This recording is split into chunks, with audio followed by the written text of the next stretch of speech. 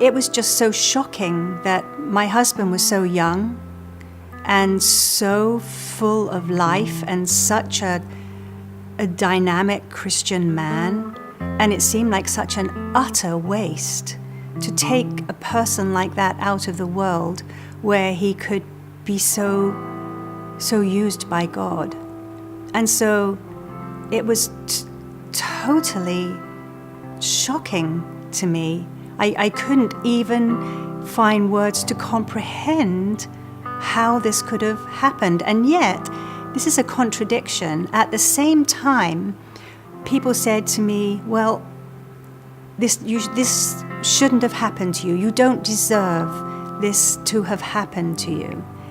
And this, I believe, was from God. I thought, well, why not me?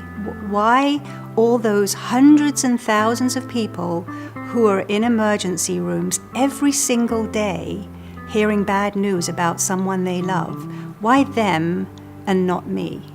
What makes me so special that I should be shielded from that? There was one experience that I had after the death of my late husband. I was in the habit at the time of praying each day, and at that time I prayed on my knees by my bed. And I remember just getting down on my knees one day and take a breath to start a prayer, and nothing. I just felt abandoned. I felt as if I had nothing to say to God. And I just said to God, what's the point? And just got up and walked away. And I believe that God wants us to be real like that. And I don't like to pretend. And so I was just expressing what I felt. Like, what's the point in even talking to you? I have absolutely nothing to say to you. Goodbye. Stood up and walked away. And fortunately, I turned around again at a later time and was able to hear God and perhaps laugh at myself. But that was just a very real moment for me, and I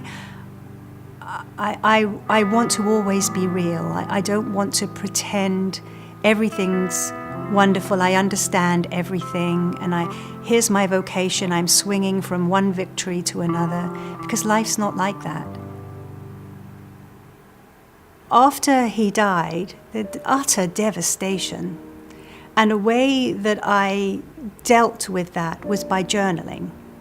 And so one of these insights that I had when I was journaling was I felt so far from God, so cut adrift in life, so alone. And I found that I had journaled that God is as close as the nucleus in each cell. He is so bound up in each one of us, not just me, but in each one of us, that it's impossible to extricate ourselves from him. And the truth of that was, it's a truth whether you acknowledge it or not. That's where God is. God is bound within the very membranes and nuclei of ourselves, our physical being. And then I realized that even though I felt so far from God and so far from my late husband, that God was there. And perhaps I was in too much pain to experience it, but it was like God's voice saying to me, I'm here. I'm never going to leave. I'm here. And so it's not that there weren't tough times after that. Of course there were, but sometimes when you have an experience like that, you cling to it, and it's a good reminder for you. God's present whether you see God or not. And sometimes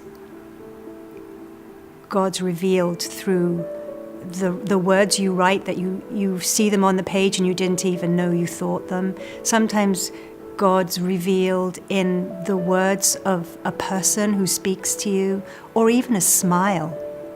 God's revealed in so many ways, and sometimes we're just not able to see. And it's such a fortunate thing when we're able to see. And I suppose that if I think about where I want to go with the rest of my life, I just want to be able to see God and not pass him by. Because I think sometimes in our busyness, or we're so caught up in what we think are the important things in life, we miss the ways God's saying, I'm here, see me.